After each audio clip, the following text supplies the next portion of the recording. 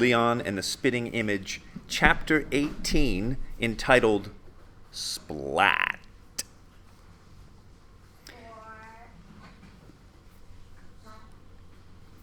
After the pull-ups in the playground came the powwow in the lunchroom. As Lily Matisse, PW, and Leon snaked through the lunch line, they found it tough to keep quiet. Still, they knew better than to discuss the doll in public. They remained mum until they had set down their trays at an isolated spot behind the steam tables. "I think your monk guy was right, PW," Lily Matisse said excitedly as soon as they were seated. "You mean Monk Jonas?" said PW. Lily Matisse nodded. "Take a look at this," she said, pulling a Xerox from her backpack. PW and Leon read the entry. Spitting image, noun, from Middle English. See spite. Date, circa 14th century. Perfect likeness of a person, exact image. Some experts think that spit is a corruption of spirit. Others maintain that the phrase invokes magic, that armed with a sample of someone's saliva, spit, and a doll made to resemble the person, image, a sorcerer could cast all-powerful spells on a hapless victim. "Yeah, but we didn't use the hag's saliva," PW said. "It was the coach's." "I still think it's a combination of things," Leon said. "I bet the pantyhose have something to do with the power, too." PW rubbed his hands gleefully. "Well, whatever it is, the masterpiece is going to make the rest of the school year pretty darn interesting." Leon chuckled. "What do you have in mind?" "Can I go first?" Lily Matisse interjected. "Be my guest," said PW. "Okay, here's what I'm thinking," she said. "We have Leon force the hag to sew animals." "That's not such a hot idea," said Leon. "Why not?" Lily Matisse said. "Well, think about it. If I make the hag make animals, my doll has to make animals too. Teeny-weeny animals." "Leon has a hard enough time with the normal-sized ones," PW noted. "Any other ideas?" Leon asked. "Yes, as a matter of fact." Lily Matisse took a sip of milk. "We wait for the hag to pick up her stupid chalk holder, right? Then, when she has it in her hand, when she's about to scribble some dumb vocab word on the blackboard, that's when you do your magic. I've written a list of things you can make her write." Lily Matisse flipped over the photocopy and propped it between a milk carton and some lime jello. The back of the sheet said, Number 1, no more homework for the rest of the year. Number 2, animals are stupid. Number 3, Henry Lumpkin is a loser with a capital L. Number 4, I promise never to argue with Regina Jaspro ever again. "That's some wish list," said PW. "But you spelled capital wrong." "Did not," said Lily Matisse. "You're thinking of the other kind, like in the White House." "Actually, it would be sweet to see the hag make a whole bunch of spelling mistakes," Leon suggested diplomatically. "Kid stuff," PW scoffed. "So what's your plan, Einstein?" Lily Matisse said. "You mean plans," said PW, stressing the last letter. "First, we get the hag to hose Lumpkin. That's plan A." "I don't follow," said Lily Matisse. "Me neither," Leon admitted. "It's simple," said PW. "We have the hag crown Lumpkin with a pair of her pantyhose. You know, give him a taste of his own medicine." "Now that I'd like to see," said Leon. "And plan B?" said Lily Matisse. PW grinned broadly and cracked his knuckles. "Plan B is my masterpiece." "If you do say so yourself," said Lily Matisse. PW ignored the sarcasm. Pushing aside his lunch tray, he removed a roll of graph paper from his backpack. "I drew this during study break." He unfurled the graph paper and weighed down the corners with milk cartons and juice boxes. The sketch showed Leon's doll cuffed to the launching arm of a complex Lego contraption equipped with pulleys, chains, and counterweights. "What is that?" said Leon. A trebuchet, PW answered proudly. Never heard of it, said Lily Matisse. Well, you should have. They showed a picture of one in The Medieval Reader. Chapter 14, Arms and Armaments of the Crusaders. That was extra credit reading, Lily Matisse said defensively. So what does the thing do? Leon asked. A trebuchet is basically your top-of-the-line catapult, said PW. Highly popular during the Middle Ages. You want to turn Miss Hagmeyer into a human catapult? Lily Matisse exclaimed. You got it, PW said. Lily Matisse gave him a challenging look.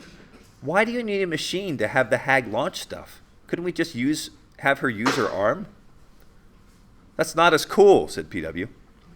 Leon ran his finger over the design. It reminded him of a giant mechanical slingshot. With Miss Hagmeyer serving as the sling, we could call it the Hagapult, he said, warming to the plan. Excellent, said PW. But we still have to figure out what to load her with, Leon added. Not a problem, said PW. I was thinking, you guys are totally crazy, cried Lily Matisse. Hey, keep it down, Leon cautioned. Lily Matisse lowered her voice to an adamant whisper. You can't turn the hag into a giant human teeter-totter. If you got caught, you'd get ejected from school. Ejected? For making a catapult? PW said. How perfect is that? Ha ha, said Lily Matisse. I'm serious. Leon looked over the design.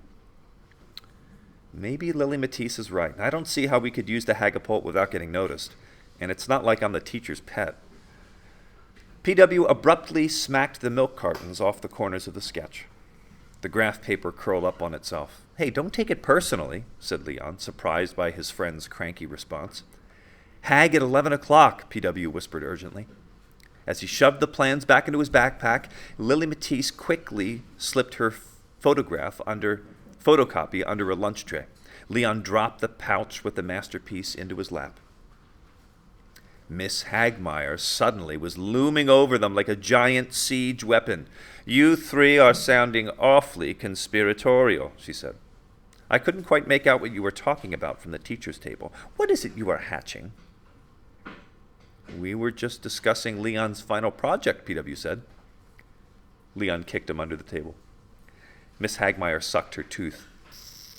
You still don't know what you're doing for your masterpiece, Mr. Zeisel? He's weighing his options, Lily Matisse said sweetly. Leon gave her a kick.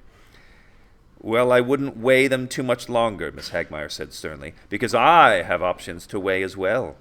She returned to the teacher's table and reclaimed her seat across from Mr. Groot. What a witch, said PW. Look at her, eating that cottage cheese, said Lily Matisse. We should use the doll to stick some of that disgusting stuff straight up her nose. That is so lame compared to the Hagapult, PW said. I don't know, said Leon.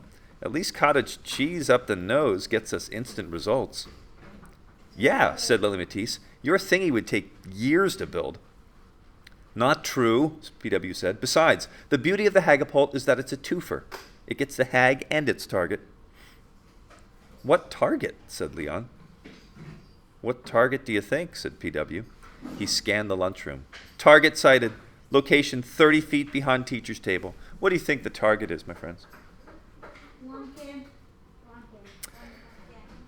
Leon and Lily Matisse quickly spotted the telltale fringe of orange hair. I still think cottage cheese up the nose is better, said Lily Matisse. And let Lumpkin off the hook, said PW. Leon considered his options. One friend wanted cottage cheese up the nose. The other was pressing for a more ambitious Hagapult contraption that could be aimed at Henry Lumpkin. Which to choose, Hagapult or cottage cheese? Cottage cheese or Hagapult? Faced with the dilemma, Leon improvised. Block my sides, he said. Lily Matisse scooted in her chair. A little more, said Leon. I'm still exposed. Want me to hold up a tray? PW asked.